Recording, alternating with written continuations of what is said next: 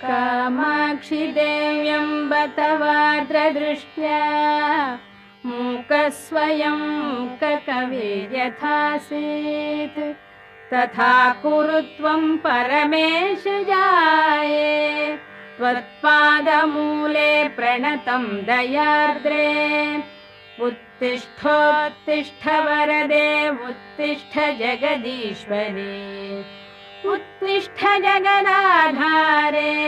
त्रैलोक्यं मङ्गलं कुरु शृणोषि कश्चिद्ध्वनिरुत्थितोऽयं मृदङ्गभेरीपटहानकानां वेदध्वनिं शिक्षितभूसुराणां शृणोषि भद्रे कुरु सुप्रभातम् शृणोषि भद्रे ननु शङ्खघोषम् वैताళिकानां